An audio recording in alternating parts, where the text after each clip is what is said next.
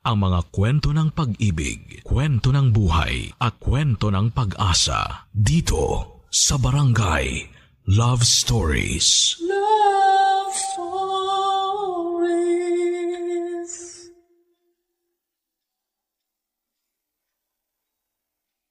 Sa buhay mag-asawa, hindi lahat ng yugto ay puno ng masasayang alaala.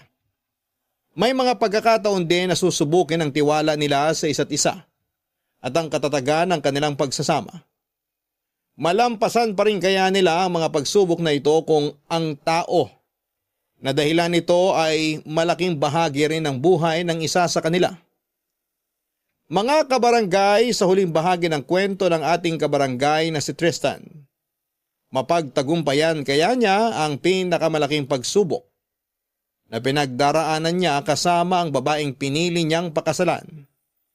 Yan ang inyong mapapakinggan ngayon dito sa mga kwento ng pag-ibig, buhay at pag-asa sa nangungunang Barangay Love Stories. Dear Papa Dudut, mapagpalang araw sa iyo at sa lahat ng mga nakatutok sa Barangay LS. Ako po si Tristan at ito ang huling bahagi ng aking kwento. Sa ikatlong bahagi ng kwento ko na naipadala ko sa inyo ay nag-break na kami ng girlfriend kong si Lumi. Bagamat magkaibigan na kami mula pagkabata ay hindi pa rin naging sapat. Nalubos na naming kilala ang isa't isa para patibayin ang relasyon na sinimulan naming dalawa. Pareho naman naming sinubukan na ang relasyon namin ay umubra pero mukhang hindi talaga kami ang para sa isa't isa. Nang makamove on si Lumi sa naging breakup namin ay nagkaroon siya ng panibagong manliligaw. At hindi ko nga akalain na si Jake yon.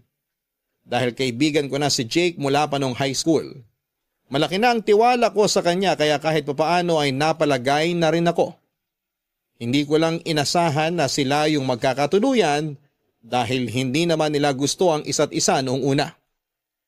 Pero minsan talaga, mahirap hulaan kung paano maglalaro ang tadhana. Tungkol naman sa buhay pag-ibig ko, Papa Dudut, ay naging kami na nga ni Chelsea noong naayos na ang hindi namin pagkakaunawaan. Ikinasal na rin kami at nagsama sa isang bubong. Civil wedding lang muna kami dahil hindi pa ganoong kalaki ang naipon ko noon para sa magarbong church wedding gaya ng gusto ng lola ni Chelsea. Medyo nahirapan pa kaming mag-adjust nung una dahil nasanay kami sa pagiging independent bago pa man kami kinasal.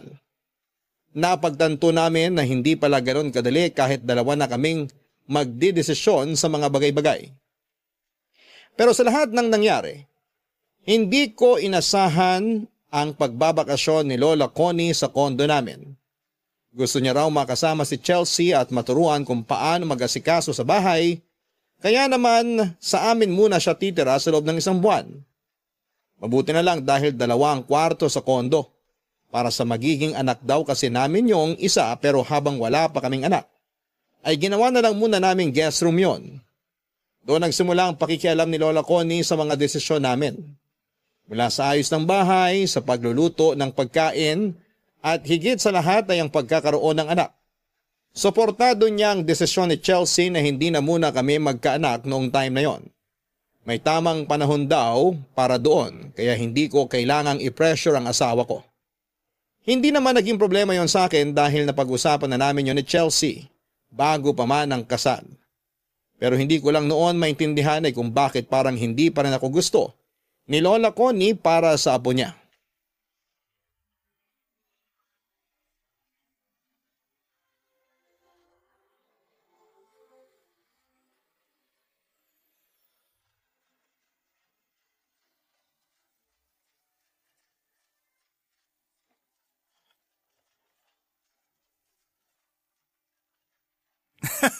Ang lupit mo talaga.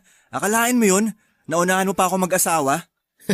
Isa lang ibig sabihin nun, mag-asawa ka na rin. Magkaedad lang tayo.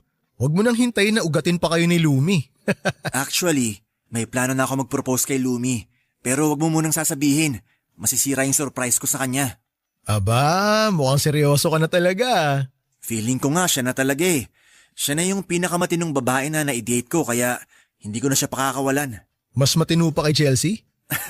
Alam mo naman na medyo sakit sa bungo yung kapatid kong yun. Buti na lang natutunan pa magtino. Manang-mana kasi sa akin. Kung sa kalokohan lang naman, ilalaban ko talaga yung asawa ko. Nga pala, may nabanggit sa akin si Lola. Anong nabanggit niya sa'yo? Di ba nasabi niyo na nung una na magbabakasyon lang siya? Oo, nabanggit niya nga yan. Bakit? Ano bang meron? Dude, plano mag-extend ni Lola sa inyo. Ha? Bakit daw? Hindi ko nga alam dun kay Lola eh. Sabi ko nga dapat hayaan na muna kayong mag-asawa. Ni hindi pa nga kayo nakakapag-honeymoon eh. Busy pa kasi ngayon sa trabaho si Chelsea. Bala ko nga sanang pumunta kami sa Palawan. Ang kaso, pareho kaming hindi pa pwede. Tapos tumagdag pa si Lola. Hindi naman siya alagain pero may pagkapasaway talaga yun eh. Kaya sana pagpasensyahan mo na lang muna. Wala namang problema sa akin kung dun muna siya sa kondo. Mabuti nga yun eh kasi may nagtuturo kay Chelsea sa mga gawain. Ang inaalala ko lang, may pagkaulyanin na siya eh. Tsaka hanggang ngayon, nararamdaman ko pa rin na hindi niya ako gusto para sa asawa ko. Huwag ka mag-isip ng ganyan. China-challenge ka lang nun ni Lola. Yan na nga sa challenge na yan eh. Last time kasi pinapalitan niya yung ayos ng sala. Pati yung kwartong tinutulugan niya pinapalitan niya rin. Tapos ayaw na rin niyang bumili pa kami ng karne tuwing nag-grocery. Sabi niya ipaubaya ko na lang yun sa kanilang dalawa ni Chelsea. Wala naman ako magagawa kasi ayoko magalit sa akin si Lola Connie. Gusto mo bang kausapin ko siya tungkol dyan? Di na. Baka isipin pa niya na masyado akong mahina kasi nagsumbong ako sa'yo. Kaya ko na to. Hahabaan ko na lang siguro yung pasensya ko. Dude, salamat ah. Mahal na mahal din kasi namin si Lola. Oo, may kakulitan minsan tsaka sinusungitan din kaming dalawa ni Chelsea pero mabait yun. Para namin siyang nanay, lalo na sa akin. Naiintindihan ko naman kayo, kaya susubukan ko talagang lawakan pa yung pangunawa ko. Tsaka malaking tulong din naman siya sa amin ng asawa ko kasi may nakakausap siya habang nasa trabaho pa ako. Si Lumi nga pala. Naipakilala mo na ba siya kay Lola Connie? Oo, naipakilala ko na siya. Gustong-gusto niya nga si Lumi para sa akin eh. Ang bilis nila nagkasundo. Ay, buti pa sila. Sana maging ganun din sa akin si Lola Connie. Kayang-kaya mo ng diskartehan yan. Bigyan niyo lang ng apo yun tapos ang laban. Weakness nila yun. Paano mangyayari yun? Isuportado niya si Chelsea na wag muna kami mag-anak. Tsaka buti sana kung ganun lang kadali na magkaroon kami ng anak eh. Bakit? Ayaw pa kasi ni Chelsea na magbuntis. Natatakot daw siya na baka mangyari sa kanya yung nangyari sa mama niyo nung pinanganak siya. Nakwento nga rin sa amin ni Mami yung tungkol doon. Pero malambot naman ang puso ng kapatid ko sa mga bata kaya magbabago rin isip nun. Basta ikaw na bahala sa kanya ha. Alam ko namang hindi mo siya papabayaan at hindi mo rin pipilitin sa mga bagay na hindi pa siya handa. Huwag kang mag-alala, gagawin ko talaga lahat yun. Hindi ko siya pababayaan. Tsaka kaya ko naman yung asawa ko. Baka ikaw pa nga yung dapat kong sabihan kasi hindi mo pa nararanasang tuyuin si Lumi. Sinasabi ko sa'yo, kakailanganin mo ng pasensya. Mga 1 kilometro. Papadudot, alam ko naman na hindi magiging madali para sa akin na makuha kaagad ang loob ni Lola Connie. Pero mas lalo pang naging mahirap para sa akin ang sitwasyon noong nabanggit sa akin ni Chelsea yung ex-fiancé niya na si Liam ay kakilala rin pala ng lola niya dahil apo ito ng dati nitong co-teacher sa high school na pinagtuturuan nito bago magretiro. Alam ni Lola Connie na nagkaroon sila ng relasyon noong nasa States pa si Chelsea pero hindi niya sinabi na engaged na sila bago maghiwalay. Kahit na hindi naman sabihin ng asawa ko ay batid ko naman na mas gusto ng kanyang lola si Liam kesa sa akin. Pero wala akong sinabi noon. Hindi ko naman kasi iniisip na magiging threat sa pagsasama namin ang ex-fiancé niya dahil malinaw naman sa akin na wala na siyang nararamdaman para sa lalaking yon. Hindi na rin sila nag-uusap kahit sa social media lang. Ang naging problema ko lang noon ay masyado akong nakampante dahil alam ko naman na nasa States si Liam. Maganda raw ang trabaho nito roon kaya imposibleng umuwi pa ito sa Pilipinas. Pareho kasi sila ni Chelsea na elementary pa lamang ay nag-migrate na sa US kasama ng mga magulang. Pero nagulat na lamang ako nang sabihin sa akin ni Chelsea na umuwi raw si Liam ng Pilipinas para magbakasyon ng ilang buwan.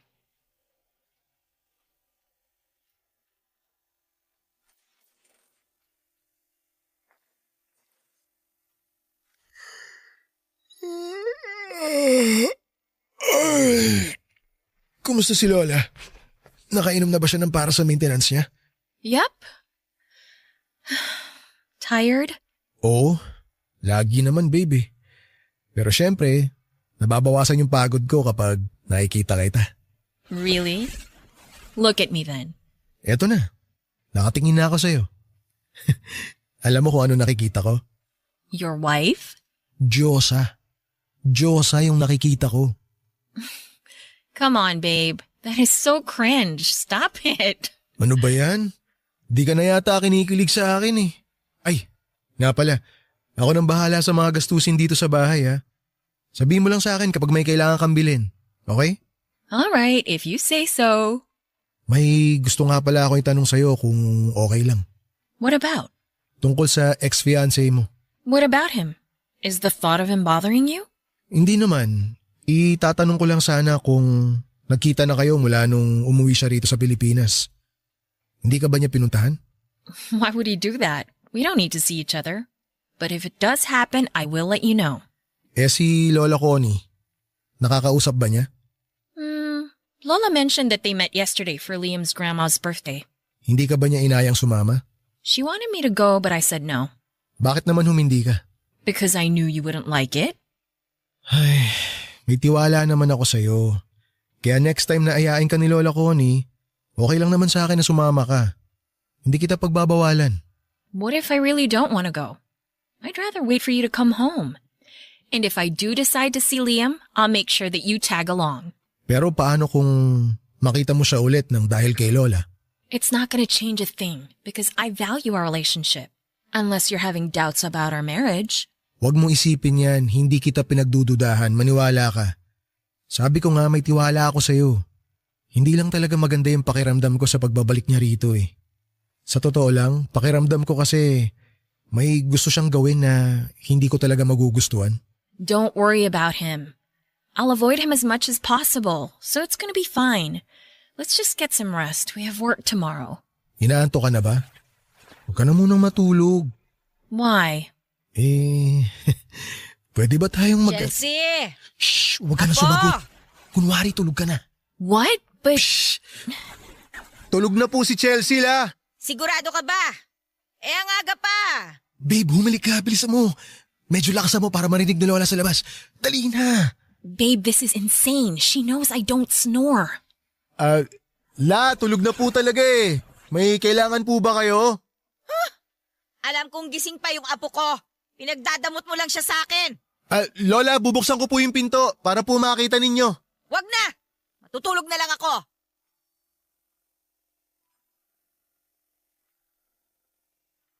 Papadudot, hindi lang isang beses nangyari ang ganong eksena tuwing gabi. Minsan ay pinapalipat niya si Chelsea sa kwartong tinutulugan niya para magkatabi silang matulog. May mga pagkakataong naiiwan niyang nakabukas ang gripo at minsan ay nakakalimutan naman niya ang kanyang niluluto. Dahil inaalala ko na baka mapahamak pa si Lola, ay nag-hire na lamang ako ng kasambahay. Ang kasi wala pang isang linggo ay nagpaalam na kaagad dito. Sinusungitan daw kasi ni Lola Connie at pinapakialamanaan sa mga ginagawa. Sumubok ako ulit na kumuha ng bagong kasambahay pero ganun pa rin ang nangyari. Hanggang sa sumuko na lamang ako at hinayaan ko na lamang si Lola sa mga gusto niyang gawin. Sa ikalawang buwan na kasama namin si Lola Connie ay doon mas nasubok ang pasensya ko. Inibitahan niya kasi sa kondo ang ex-fiancé ni Chelsea na si Liam. Alala naman noon ang asawa ko sa magiging reaksyon ko. Kaya halos paalisin na niya ito habang nakikipagkwentuhan pa kay Lola. Pero nakisama pa rin naman ako ng maayos kahit na hindi ko yon nagustuhan. Mabuti na lamang at mukhang marunong din itong makiramdam. Si Lola Connie lang ang kinausap niya. Mukha naman siyang mabait at marespeto. Yun siguro ang nagustuhan sa kanya ni Chelsea noong bago pa lamang silang magkakilala. Ramdam ko noon ang mga tingin ni Lola Connie habang nakikipag-usap ako sa lalaking gusto sana niyang mapangasawa ni Chelsea. Kung hindi lang sana kami ikinasal. Minsan ay hindi na napigilan ng asawa ko na pagsabihan si Lola dahil sumusobra na rin ang mga sinasabi niya. Lalo na kapag harap-harapang ipinamumuka sa akin na si Liam sanang naging asawa ng apo niya. Ipinagmamalaki niya ang mga achievement nito sa ibang bansa at kung gaano ito kabait na apo sa mga lolo't lola niya. Pero hindi yung naging sapat na dahilan para hayaan kong maapektuhan ang pagsasama namin ni Chelsea. Kaya sa halip na magalit ay nag-isip ako ng paraan kung paano mas mabilis na mapapalapit ang loob ko kay Lola Connie.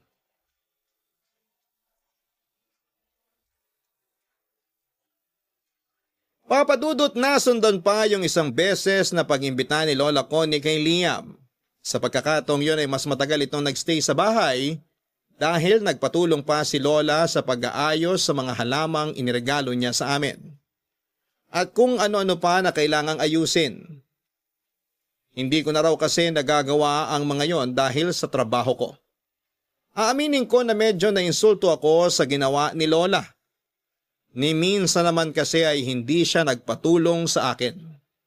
Nag-uusap lang naman kami kapag nagkakasabay-sabay kaming kumain. Pero pagkatapos noon ay hindi na ulit kami nagkikibuan.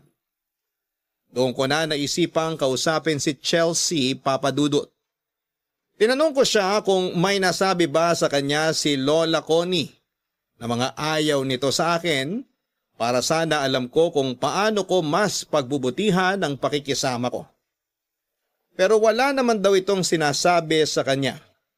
Mas lalo tuloy naging mahirap para sa akin na maintindihan siya. Dahil nga sa mga nangyari naisipan ko nang kausapin si Chelsea. Sinubukan ko siyang kumbinsihin na ihahatid na lamang namin pabalik sa bahay nila si Lola Connie. Maayos naman kaming mag-asawa at mas matututo kami kung kami lang dalawa sa bahay. Pero hindi nakinig sa akin si Chelsea Papadudot. Iba ang naging dating sa kanya nang sabihin kong pauwiin na namin ang lola niya. Naintindihan ko naman na makilola siya gaya ng kuya niyang si Jake. Pero hindi ko inaasahang magiging dahilan pa yon nang hindi namin pagkakasundo.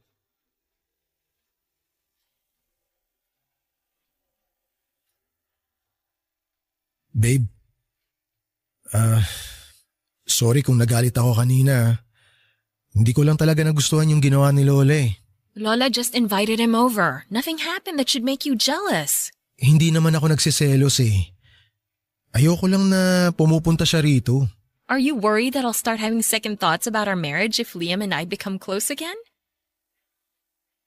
There's no reason to be jealous, okay? We'll talk and that's it. Just talk. We're not even friends. If it weren't for Lola, I wouldn't be talking to him at all. Alam ko naman yun. Kaya sorry talaga. I already told Lola not to bring Liam here again. If she wants to invite him, she can have him go to Lola's place instead. She agreed, so there's nothing to worry about, babe. Are you still mad at me? Naku, hindi. Hindi ako galit sa'yo. Medyo sumama lang yung loob ko kay Lola dahil nga dun sa ginawa niya. Sa ginagawa kasi niya, parang pinamumukha niya sa akin na mas gusto niya si Liam para sa'yo. But you know that it's you that I want. Isn't that what really matters? Alam ko naman na yun yung mahalaga. Ang hirap lang kasi na nakakasama natin araw-araw si Lola pero ayaw naman niya sa akin.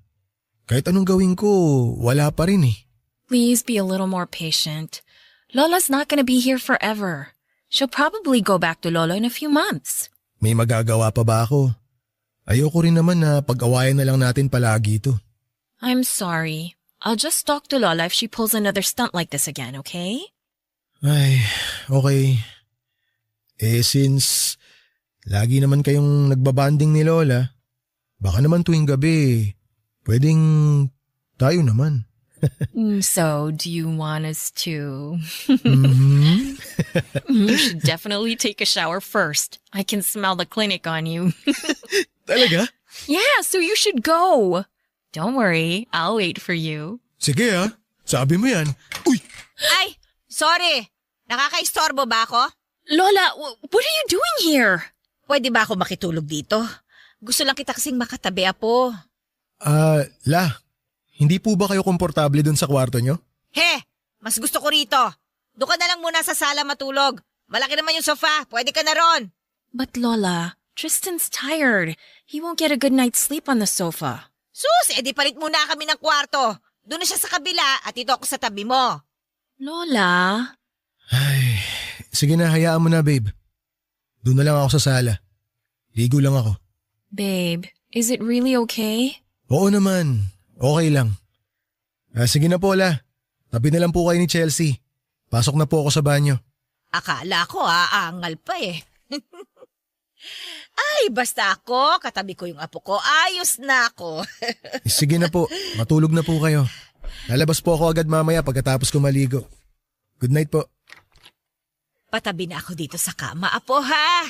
Lola, I can just sleep with you in your room so Tristan can rest here. Ay, ayoko ron.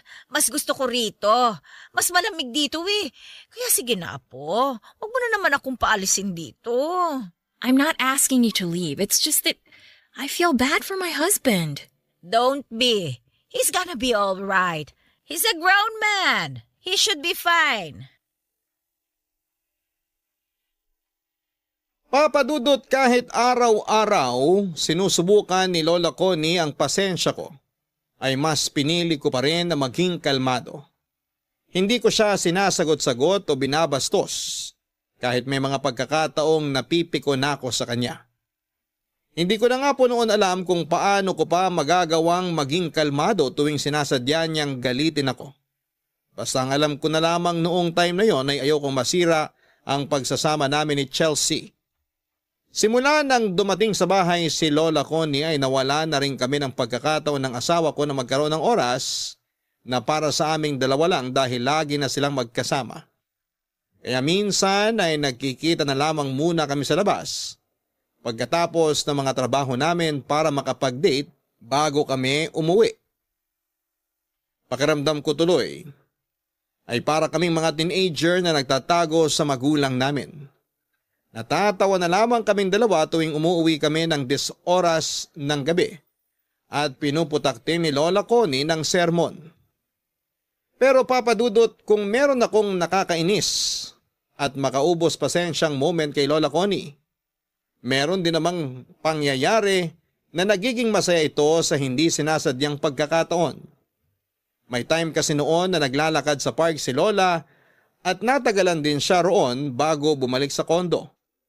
Gusto ko nga sana siyang samahan pero palagi niyang sinasabi na kayang-kaya pa niyang umuwi ng mag-isa.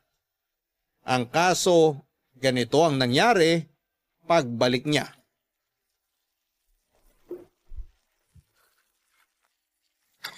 Chelsea? Chelsea, apo! Umalis po siya la. May pupuntahan lang daw po sandali. Oy, bakit nakikialam ka na sa pagluluto dyan? Akala ko po kasi mamaya pa kayo makakabalik kaya nagluto na ako. Kung makapwesto ka dyan sa kusina, kala mo naman marunong ka talaga magluto. Ano yan? Longganisa tocino? Huh, puro frozen products na lang bang ipapakain mo sa apo ko? Si Lola naman, nakalimot agad. Di po ba ganito talaga yung madalas nating niluluto para sa almusal? Hindi mo ba ako nakikita? Nakikita po. Yun naman pala eh. Hindi ako kumakain yung niluluto mo. Huwag po kayong mag-alala. Nagluto na rin po ako ng para sa inyo. Ikaw na lang ang kumain yan. Ako na lang ang magluluto ng pagkain ko. Wala ka namang pakialam sa akin eh. Si Chelsea lang talaga yung nagmamalasakit sa akin dito. Lola naman, huwag po kayong mag-isip ng ganyan. Ngayon na lang po kasi ako ulit nagluto ng almusal. Tsaka ipinagluto ko naman po kayo ng ulam ninyo eh. Kahit na. Hindi ko gusto na nakikialam ka sa kusina. Alam mo, naglinis ka na lang sana ng maraming ngipin. Total, mukhang doon ka lang naman talaga magaling. Ay, Lola, please naman po. Sinusubukan ko naman po na gawin lahat para maging mabuting asawa sa apo niyo eh. Sinusubukan? Huh, yan lang ba ang kaya mo? Hina naman ang diskarte mong lalaki ka. Tignan mo nga oh, pati mga ginamit mo sa pagluluto, hindi mo man lang maiayos. Aayusin ko naman po lahat ng kalat pagkatapos ko, Lola. Nagluluto pa po kasi ako. Ay nako, umalis ka na dyan. Ako na lang ang magluluto ng pagkain namin ng apo ko. Sa'yo na yung longganisa at tosinong niluto mo. Teka, parang may naaamoy akong... Ang baho naman! Parang malansang ewan. Hanapin mo nga kung saan ang gagaling yon. Hindi mo kasi inaayos yung pagkilos mo dito sa kusina kaya namamaho na. Lola, alam ko na po kung ano yung naaamoy nyo. Uy, alam mo na naman pala eh. Bakit nakatayo ka lang dyan? Kunin mo na, titapon mo na sa labas. Baka po magalit kayo eh. Ano? At bakit naman ako magagalit? Eh sinabi ko na nga ilabas mo. Yung sapatos nyo po, Lola, na nakatapak po kayo ng jackpot. Ano? Ay, sus Mariosep. Kaya aga-aga naman itong kamalasang ito, oh. Lola, bubuhatin ko na po ba kayo palabas? Ba't sira ulo ka? Nagbibiro lang po ako. Huwag mo nga ako mabiro-biro ng ganyan, ha? Sorry na po, La. Ano pang tinatayo-tayo mo dyan? Tulungan mo ako dito. What's going on here? Oh, what's that smell? Nakatapa kasi ako ng dumi ng aso dun sa labas kanina eh. Hindi ko naman napansin. Ayan tuloy, nadala ko pa hanggang dito. I bet you thought it was my husband who smelled. Oo na. Malay ko ba naman na aabutan ako ng malas dun sa labas. Pinaglololo ko pa ako nitong asawa mo. Ano pang tinatayo-tayo mo dyan, Tristan? Kumuha ka na ng map. Lola, don't be so harsh. You could have said it nicely. It's not his fault that you stepped on dog poop. Pasensya ka na ha. Uminit lang talaga ang ulo ng lola mo eh. Here, let me help you wash that off.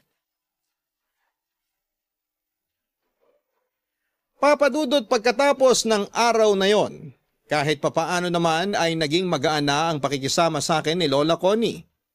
Hindi na siya masyadong nagsusungit at hindi na rin masyadong nakikialam, maliban na lang sa pagkain.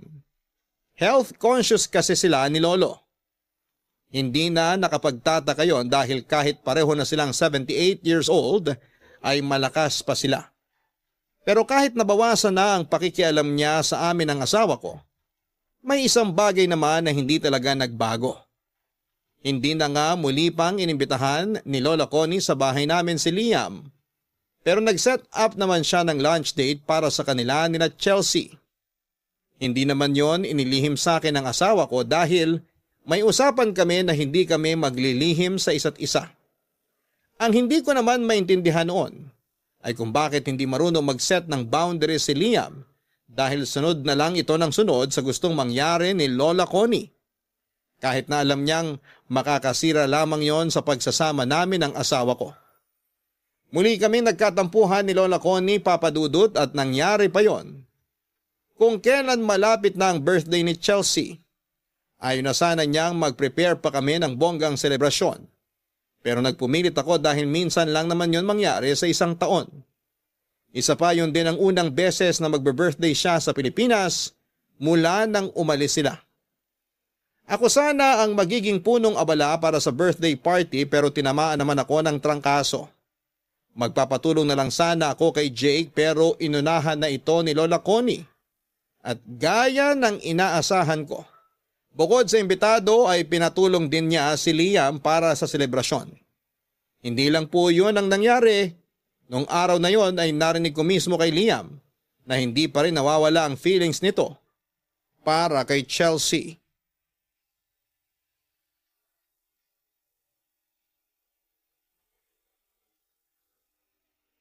Muntik na akong magsalita ng hindi maganda noong marinig ko ang pag-uusap ni Lola Connie at Liam tungkol sa nararamdaman nito kay Chelsea, Papa Dudut.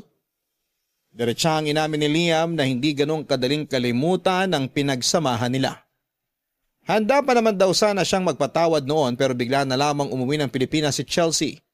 Kaya nawala na sila ng pagkakataong makapag-usap ng mas maayos.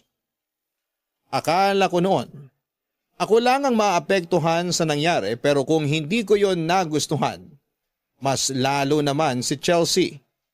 Sa pagkakataong yon ay kinausap na niya ng masinsinan si Lola Connie at sinabing hindi na niya nagugustuhan ang pagpupumilit nito na maging malapit pa sila ni Liam sa isa't isa. Hindi ako nakialam sa usapan nila, Papa Dudut. Ipinaubaya ko na lamang sa asawa ko ang pakikipag-usap sa lola niya dahil sila naman ang mas nakakakilala sa isa't isa. Magkatampuhan man sila o magkaroon ng hindi pagkakaunawaan ay sigurado akong mabilis lang ding maaayos yon kapag nagkataon. Papa Dudut, humingi naman ng dispensa sa amin si Lola Connie. Mukhang sincere naman siya noon at balak nang totohanin ang mga sinasabi niya. Kaya pinalampas ko na lamang ulit yon. Pero sa huli ay hindi pa rin siya nakumbinsi ni Chelsea na bumalik na sa bahay nila ni Lolo. Hindi ko na rin naman siya pinilit na umalis. Nung medyo nagkaayos na kami ni Lola ay saka naman kami nagkaroon ng problema ng asawa ko dahil sa pagiging magastos niya. Naiintindihan ko naman noon na nasanay siyang nabibili lahat ng gusto niya noong hindi pa kami kasal. Pero dahil kailangan na rin naming mag-ipon para sa future namin ay medyo hindi kami nagkaintindihan. Oh, bakit parang ang tahimik mo? Wala. May iniisip lang. May problema ba kayo ng kapatid ko? O si Lola na naman yung problema mo? Wala kaming problema ni Chelsea. Wala rin namang ginawa si Lola sa akin. Eh ano nga? Dude, kilala kita. Hindi ka mapapaisip ng ganyan kung wala kang problema. Ay, sige na, sasabihin ko na sa'yo. Nagkatampuhan kasi kami ni Chelsea. Sabi ko na eh. Eh, bakit kayo nagkatampuhan? Nabanggit ko kasi na medyo napapasobra yung paggastos niya. Huwag mo sanang mamasamain ha. Alam ko na ako yung lalaki sa amin kaya ako talaga yung dapat na mag-provide. Ang kaso, hanggang ngayon hindi pa rin marunong mag-budget yung asawa ko eh. Dude, wag ka mag-alala. Gets kita. Kilala ko yung kapatid ko at alam ko na gastadora talaga yon. Sa skincare pa lang niya kulang na yung sweldo niya eh. Pagpasensyahan mo na muna. Nag-a-adjust pa yun ngayon. Kaya nga, gets ko naman na nag-a-adjust pa siya. Tsaka wala naman akong problema sa skincare niya eh. Ang ibig ko kasing sabihin, marami pa rin siyang binibili na hindi naman namin kailangan. Tapos yung internet, 2 yung binabayaran namin. Yung washing machine, nagka-problema lang ng konti, bumili na agad siya ng bago. Pwede pa namang ipaayos yun. Magkapatid nga talaga kami. Pero, seryoso, napag-usapan niyo na ba yan? Yan nga yung nangyari. Sinubukan ko siyang kausapin tungkol sa paggastos niya. Kaya lang ayun, sumama yung loob sa akin. Naiintindihan ko naman kayo pareho. Hindi ko alam kung makakatulong tong sasabihin ko pero kailangan nyo talaga mag-usap. Hindi pwedeng magmatigasan kayo. Kung gusto mo na maintindihan ka niya, pag-usapan nyo yung mga plano nyo para sa future nyo. Dalasan nyo na pag-usapan yon para mas madali niyang maiintindihan kung bakit kailangan nyo magtipid at mag-ipon. Humahanap lang talaga ako ng tiyempo. Hindi ko kasi agad nasabi sa kanya nung mismong oras na sumama yung loob niya eh. Ayoko rin naman kasing magmukha akong controlling na asawa. Kaya pinag-isipan ko munang mabuti. Syempre, iniingatan ko rin na masaktan siya sa mga sasabihin ko. Basta ako, hindi ako nag-aalala na ikaw yung naging asawa ng kapatid ko. Ngayon pa lang nakikita ko nang secure na yung future niya sa'yo. Ewan ko sa'yo. Sisimulan mo na naman ako dyan sa panguuto mo. Nga pala, kumusta kayo ni Lola? May World War III pa ba? Wala na. May ceasefire agreement na kami ni Lola. Talaga? Biro lang. Siyempre walang agreement. Pero napansin ko medyo mas nagiging mahinaw na siya nitong mga nakaraan. Hindi niya na ako sinisermonan tsaka hinahayaan na rin niya akong kumilos sa kusina. Di gaya nung una.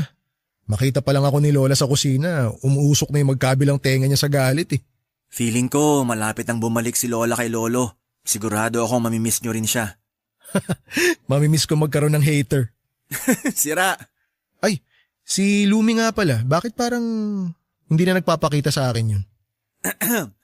Ayaw pa niya kasi baka bulihin mo raw siya. Ha? Bakit ko naman siya bubulihin?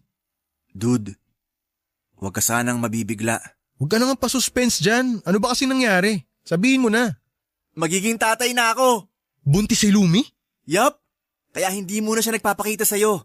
Alam niya kasing aasarin mo lang siya kapag nalaman mong nauna pa siyang nabuntis kaysa kay Chelsea. Tinan mo yun, kahit kailan talaga parang bata mag-isip. Pero dude, congrats ha. Dapat pala magpainom ka ngayon. I-celebrate natin yan. Kung papayagan ka ng asawa mo, o kaya paalam ka muna kay Lola. Yun lang, dun tayo nalungkot. Mukhang malabo ako mapayagan.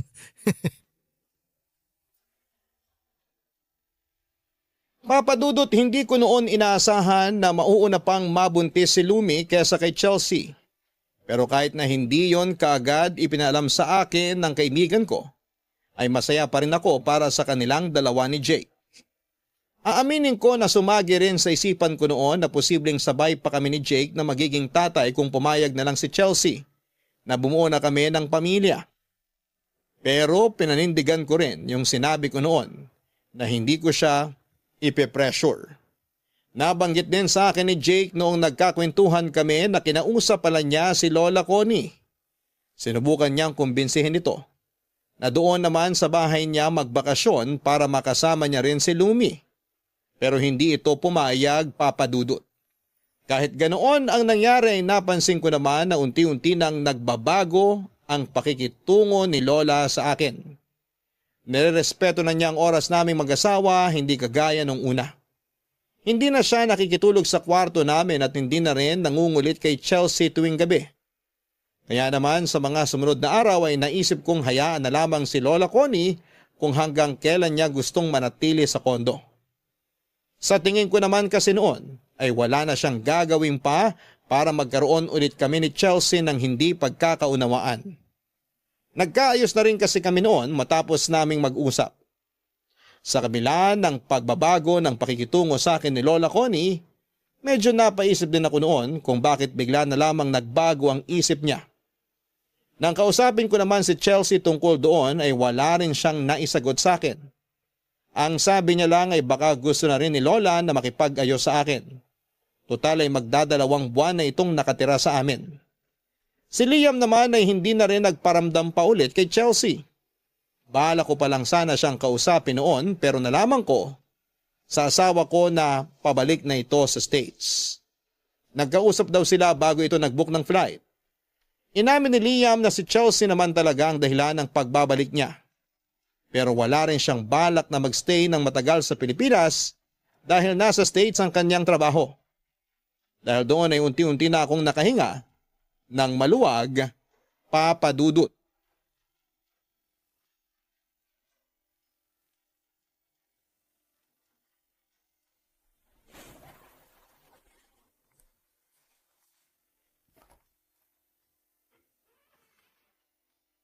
What are you doing? Shh! Sinicheck ko lang kung gising pa si Lola. Baka kasi mamaya bigla na naman sumulpot eh. Babe, it's just Lola. Relax. Ay, tama ka. Kailangan ko na mag-relax. Masyado na akong balisa. Si Lola kasi, ang daming kayang gawin. Like pushing your buttons? Isa na yun. Pero kaya ka rin niyang ilayo sa akin. Hey, Lola wouldn't do that. And just so you know, I'm not leaving you. Teka, bakit parang ang sweet mo yata ngayon? Anong meron? Kinakabahan ako sa'yo ha? Nothing special. I'm just happy that you and Lola are okay now. Ngayon lang yan. Di natin sure kung tatagal. Sa totoo lang, alam mo, nagtataka talaga ako kung bakit parang biglang bumait sa akin si Lola eh. May ginawa ka ba? What makes you think I did anything? Ewan, parang bigla na lang kasing nagbago yung ihip ng hangin kay Lola Connie. Di ko nga masabi kung totoo na ba yun o bumubuelo lang siya. Baka di ko lang napapansin, meron pala siyang hinahandang pasabog.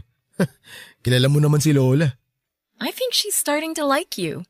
Not sure if you noticed, but she's not giving you the sinister side eye anymore. Especially when you talk about work. That's progress, right? Sa bagay, pero duda pa rin ako eh. Babe, please give her a chance. Joke lang. Oo naman, bibigyan natin siya ng maraming chance. Alam mo naman na matagal ko nang gustong magkasundo kami ni Lola Connie. Kaya kung totoong pasado na ako sa kanya, edi maganda. Ay, teka, gusto mo ba na kumain tayo sa labas this weekend? Isama natin si Lola. Sure. Yun, buti pumayag ka. Schedule natin yan, pero sa ngayon, matulog ka na. Maaga papasok mo bukas, kaya wag ka na magpuyat. I don't want to go to work tomorrow. Maybe I'll just stay in bed and sleep all day.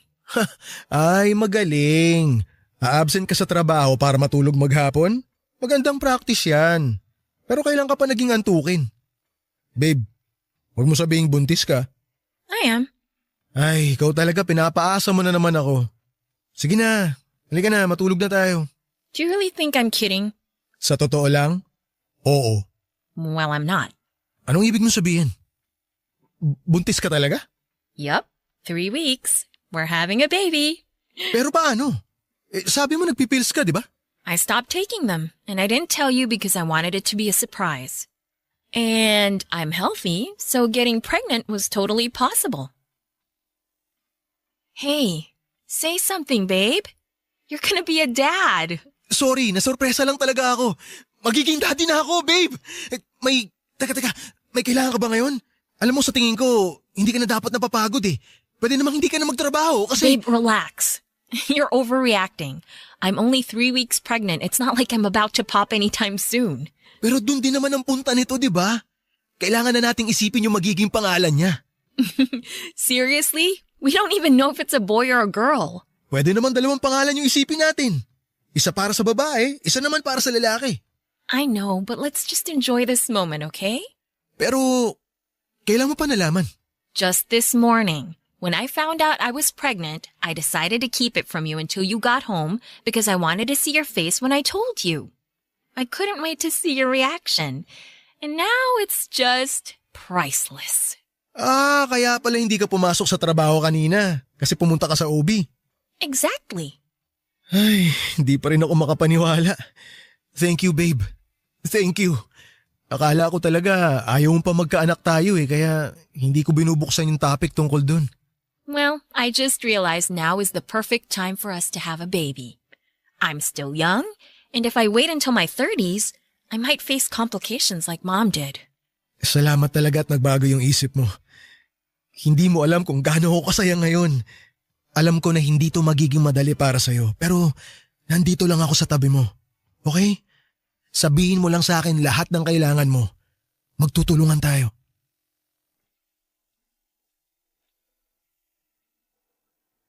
Papa Dudut, halos hindi pa rin ako makapaniwala noong sinabi sa akin ni Chelsea na magkakaanak na kami. Hindi talaga sumagi sa isip ko na mangyayari kaagad yon dahil alam ko naman na ayaw pa talaga niyang magbuntis. Ina-expect ko na baka sa susunod na mga taon pa niya maisip na bumuo kami ng sarili naming pamilya. Kaya hindi ko may paliwanag yung sayang nararamdaman ko nang sabihin niya sa akin yon. Lalo na nung ipakita niya sa akin ang resulta ng pregnancy test niya. Pakiramdam ko noon ay nagkaroon na ng purpose ang lahat ng ginagawa ko. Mas ginanahan akong magtrabaho. Naisip ko pa nga noon na magsimula pa rin ng maliit na negosyo para mas madaling makaipon para sa future ng magiging anak namin. Papadudot kong nagulat ako sa pagbubuntis ni Chelsea, nagtaka naman ako nung hindi man lang nasurpresa si Lola Connie nang sabihin namin sa kanya ang tungkol doon. Pero kahit wala siyang sinabi, alam ko na masaya siya para sa amin. Siguro yon ang nagpalambot ng puso niya. Ang magkaroon ng apo sa hindi inaasahang pagkakataon. Hindi niya pinabayaan si Chelsea. Nakita ko kung paano niya asikasuhin ang asawa ko. Parang anak na ang turing niya sa kanyang mga apo. Kaya gano'n na lang siyang mag-alaga. Pero dahil first time ko pa lamang na magiging tatay, marami din kaming pinagdaanan na hindi ko inaasahang mangyayari pala sa akin, Papa Dudut. Papa Dudut, akala ko ay magiging madali lang ang pagbubuntis ni Chelsea. Marami pala talagang pagbabago kapag madadagdagan na kayo at magiging isa ng pamilya. Noong first trimester ay naging madalas ang pagiging mainitin ang ulo niya. Lalo na tuwing umaga yung tiyempong pareho kaming papasok sa trabaho. Hatid sundo ko siya. Pero kapag naiinis siya sa akin ay mas pinipili na lamang niyang mag-commute. Naging sensitive na rin siya pagdating sa mga pagkain at kung ano-anong amoy. Kaya naman naging maingat na lamang ako noon. Ayos lang naman sa akin ang lahat ng yon, Papa Dudut. Ang mahalaga lang sa akin ay healthy siya at ang magiging anak namin. Tinanong ko siya kung kaya pa niyang magtrabaho dahil pwede ko naman siyang patigilin muna. Pero hindi siya pumayag. Maiinip lang daw siya at may stress ng sobra kapag wala siyang ginagawa. Madalas din siyang nagiging emosyonal, lalo na kapag napag-uusapan ang mga magulang nila dahil naiisip niya na baka mangyari din sa kanya ang hirap na naranasan ng kanyang ina noong ipinagbubuntis siya nito. Mabuti na lang at kasama pa rin namin si Lola Connie na siyang kumausap sa asawa ko. Si Lola kasi ang mas nakakaalam kung paano i-handle ang ganong sitwasyon. Kaya malaki ang pasasalamat ko sa kanya, Papa Dudut.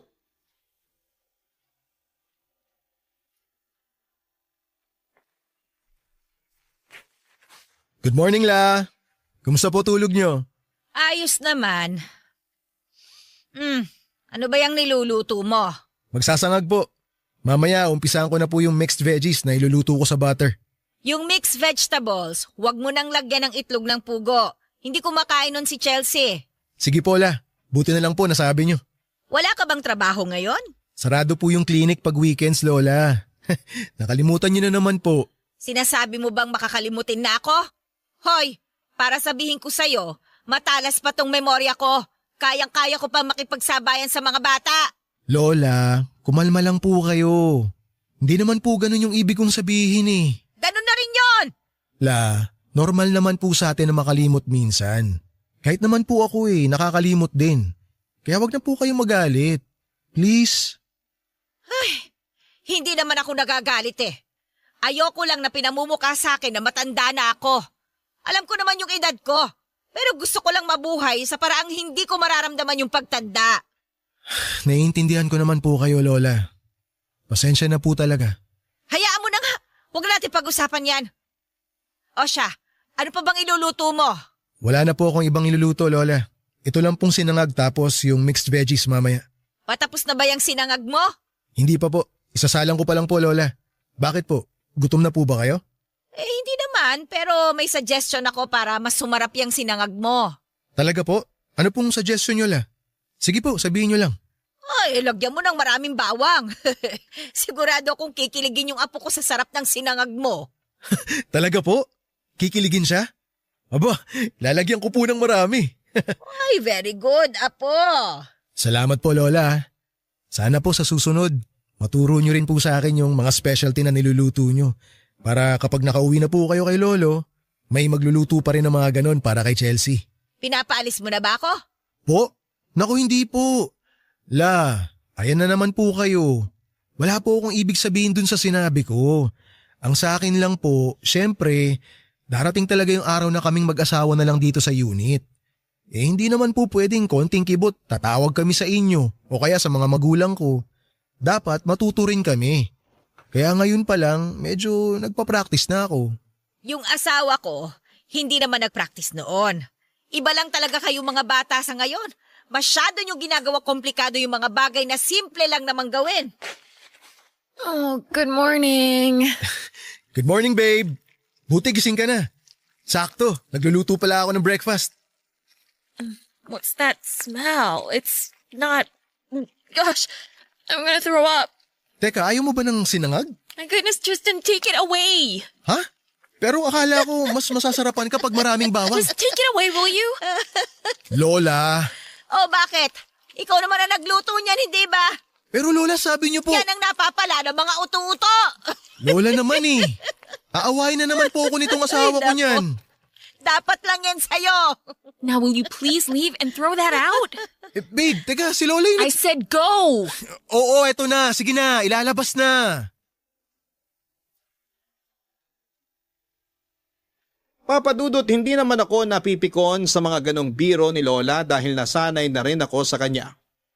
Ang kaso, maghapon akong hindi nakauwi noong araw na yon dahil mainit ang ulo ng asawa ko sa akin.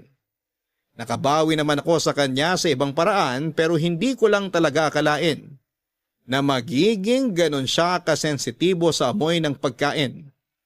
At alam na alam ni Lola na ayaw yon ni Chelsea. Kaya nung sumunod na araw ay natuto na ako. Bago ako magluto ay nagsisearch na muna ako ng mga pagkain o ingredients na nagtitrigger sa mga buntis. Nang mapansin naman yun ni Lola ay tinawanan niya lamang ako.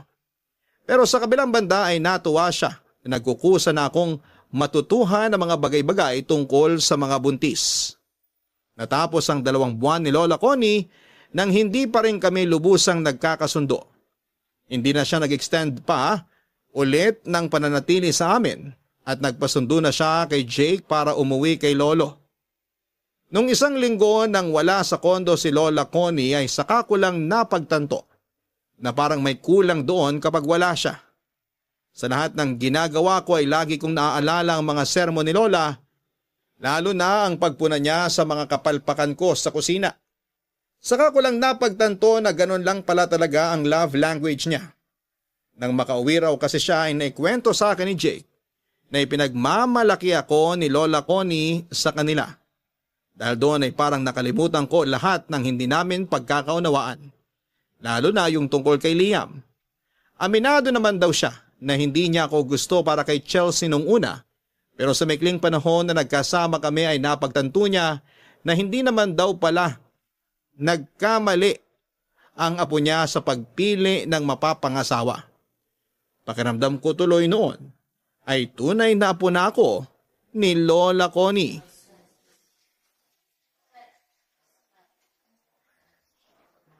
Babe, Babe, kumusta ka? I'm fine. How's the baby? Okay naman siya. Mamaya, dadali na rito si baby. Why did you keep your phone? What were you watching? Ano? Nanonood lang ako kung paano magpalit ng diapers. Seriously? Sorry na. Hindi ko kasi talaga alam kung paano eh. Tsaka gusto ko sana paglabas nyo, ako muna mag-aasikaso kay baby habang hindi ka pa pwede. Aw, I am so proud of you. Mas proud ako sa'yo, babe. Kasi kinaya mo. Kaya thank you. Kasi dumating ka sa buhay ko. Ibinigay mo sa akin yung pangarap ko na magkaroon ng sarili kong pamilya. You deserve this, and I'm just so happy that we're finally a family. Napakaswerte ko talaga sa'yo, babe. Hulog ka ng langit sa akin. Pakis nga ako sa asawa ko. Mahal na mahal ko kayo ng anak natin. Siya nga pala, babe. Nagpapalinis ako ngayon ng kondo habang nandito pa kayo. Kumuha ako ng kasambahay para may mag-aasikaso sa ibang gawain. That's good. So were you able to take a nap? Medyo. Nakaidlip naman ako ng konti kanina habang nakaupo dito. Okay, good. So you got to rest a little bit. Speaking of pahinga, kapag nakauwi na tayo, gusto ko magpahinga ka lang muna. Ha? Sounds good. Thank you, babe. Ano ka ba? Bakit ka nagsi-thank you? Normal na pagkatapos mong manganak, dapat makapagpahinga ka ng husto. I just appreciate everything you do. Mahal ko kayo ng anak natin. Kaya masanay ka ng inaalagaan ka. Okay? I love you. I love you too. Babe, did you bring my phone? I want to call mom and dad. Nadala ko yung phone mo pero naiwan ko sa kotse. Teka, kukunin ko muna. Aray! Ay, sorry, hindi ko sinasadya. Just be careful next time. Now will you please get my phone? O sige. Teka sandali. Nagtatagalog ka? What do you mean? Narinig ko kanina, sabi mo, aray eh. Yeah, so? Bakit parang gulat na gulat ka naman dyan? Ha? Sino hindi magugulat? Pero akala ko kasi... Akala mo ano? Akala ko hindi ka marunong magtagalog. Well, nag-assume ka na hindi ako marunong. I didn't say I couldn't. Pero babe, hindi ka kasi nagtagalog simula nung nagkakilala tayo. Akala ko nakakaintindi ka lang talaga kaya hindi na kita in English. Babe, nung bumalik ako dito sa Pinas, tapos pinakilala ka sa akin ni Kuya Jake, in English mo ako agad eh. So inisip ko na baka manibago ka pag nagtagalog ako. Tsaka ang cute na tinatagalog mo ko. Na-enjoy ko ng sobra kaya hinayaan ko na. Hindi ko na muna sinabi sa'yo. Anong hindi mo na sinabi? Hindi mo talaga sasabihin kung di pa kita aksidenteng natukuran. Sorry na. So all this time, kaya mo naman palang magtagalog? That's because I grew up here. Weird nga eh. Kasi nung mga bata kami ni Jake, English kami kausapin ng mga magulang namin. Pero nung nasa States na kami, tinatagalog na nila ako. Siguro para hindi ko completely makalimutan. Sabagay, tama nga naman. Tsaka mas komportable ako mag-English. Pero sana sinabi mo pa rin. Pambihira. Kung ganun ako pala yung talo sa pustahan namin ni Lumi. Pustahan? What do you mean pustahan? O tapos ngayon, konyo ka naman kung magsalita. Don't dodge the question, babe. Anong pustahan yun? Matapos ka kasing ipakilala ni Jake sa amin. I mean, kay Lumi, kasi kilala na kita, hindi siya naniniwala na hindi ka marunong magtagalog. Sabi pa nga niya, sinusubukan mo lang kami kung tatagal kami sa pakikipag-usap sa'yo. For real? Alam mo bang kakalbuhin ako ni Lumi kapag nalaman niyang siya naman pala talaga yung panalo sa pustahan namin? Hiyang-hiya pa naman siya nung hinalikan niya si Jake sa harapan ng mga bisita niyo. What? Kaya pala hinalikan niya si kuya ng party. Pero in fairness, sila na ngayon. And very soon, magpapakasal na rin silang dalawa. Teka sandali. Si Lola Connie, alam ba niyang nagtatagalog ka? Oo naman. Pero nasanay lang talaga ako mag-English kaya ganun ko siya kausapin. Ay, meron pa nga moment na nasabihan kita na simpleng Tagalog na lang, hindi yung pa maintindihan. So, nagigets mo naman pala lahat ng sinasabi ko noon? Pati yung joke ko na hindi ka man lang nag-react? Oh, that joke? I didn't really get it. Tsaka may iniisip din ako that time. Sorry. Okay lang, wala yun, huwag mo isipin. Hayaan mo na. Tapos na rin naman eh. Tsaka okay lang naman kung mag-i-English ka pa rin. Kung dun ka mas komportable. Ang mahalaga, nagkakaintindihan pa rin tayong dalawa. Okay. So can you get my phone now? I need to call my parents, remember? Ay, oo nga pala. Pero nasa kotse eh. Kung gusto mo, itong sa akin na lang muna gamitin mo. Are you sure you're gonna let me use your phone? That's personal. Anong personal? Okay lang yan. Wala naman akong tinatago dito eh, kaya sige lang. Gamitin mo. Okay, sabi mo eh. Babe, ang cute mo pag nagtatagalog ka. We, talaga? It's not baduy? Anong baduy? Chichinilasin ko sa mukha magsasabi na baduy ka magtagalog. Aw, kiss mo nga ako? Papa Dudut, hindi ko alam kung pinaglalaroan ba ako ng tadhana dahil sa dinami-rami ng mga nangyari sa buhay namin ni Chelsea. Saka ko lang nalaman na nagtatagalog naman pala siya. Sa haba ng panahong nagkasama kami ay natuto na ako mag-adjust para sa kanya dahil matagal din siyang tumira sa States. Pero sa huli tama pala si Lumi. At nang sabihin ko yon sa kanya ay inis na inis siya sa naging pagkatalo niya. Pero sa kabilang banda ay nagpasalamat na rin siya dahil yun pa ang naging tulay para sa kanilang dalawa ni Jake. Nang makauwi kami galing ospital, gaya ng inaasahan ko ay dumating si Lolo at Lola Connie para makita ang apo nila. Nagpresenta si Lola na mag-alaga sa anak namin at hindi naman namin ito ipinagdamot sa kanya. Sobrang sere ng mga magulang namin dahil nagkaroon na sila ng apo. Sa ngayon, Papa Dudut, ay masaya pa rin kaming nagsasama ng asawa ko. Balak na rin naming sundan ang panganay namin pero bago ang lahat. Pinaghahandaan muna namin ang magiging future nila. Hindi ko na po pinagtrabaho ulit sa Chelsea. Nang matuloy po kasi yung plano ko na magsimula ng maliit na negosyo ay siya nang nag-asikaso nito. Hindi man kalakihan yung milk tea shop namin ay pumatok kaagad ito sa mga estudyanteng madalas naming nagiging customers. Batid ko po na hindi man kasing komplikado ng kwento ng ibang mag-asawa. Yung kwento namin pero mahalaga po ang bawat pangyayari sa bawat yugto ng buhay namin na siya namang sinubukan kong isa-isahin sa inyong programa. Pagdating kasi ng panahon, magiging memories na lamang ang lahat. Kaya mas pinili ko na lang na ibahagi ang aming kwento para may isa pa kaming babalik-balikan. Tuwing naaalala namin kung paano kami nabuo bilang isang pamilya. Hanggang dito na lamang po ang kwento ko at maraming salamat po sa lahat ng mga nag-abang at tinapos ang kwentong ibinahagi ko sa Barangay Love Stories. Taos-pusong pasasalamat naman sa inyo, Papa Dudut, at sa lahat ng bumubuo sa Barangay LS. God bless po and more power sa inyong radio station. Ang inyong forever kapuso at kabarangay, Tristan. Mga kabarangay, hindi naman lahat ng tao ay kailangan ng pag-ibig para maging masaya. Pero mas magiging makulay ang buhay kung may nagmamahal sa atin hanggang sa pagtanda. Kaya maswerte sina Tristan at Chelsea dahil nahanap nila ang isa't isa.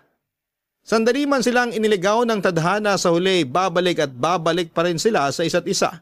Dahil sila pa rin ang tinadhana. Hanggang sa muli ako po ang inyong si Papa Dudut sa mga kwento ng pag-ibig, buhay at pag-asa sa Barangay Love Stories #1. Sabay-sabay nating pakinggan ang iyong kwento ng pag-ibig, buhay at pag-asa. Ipadala lang sa barangaylovestories@yahoo.com. Nagustuhan ng iyong napakinggan? Ituloy yan via live stream sa www.gmanetwork.com/radio.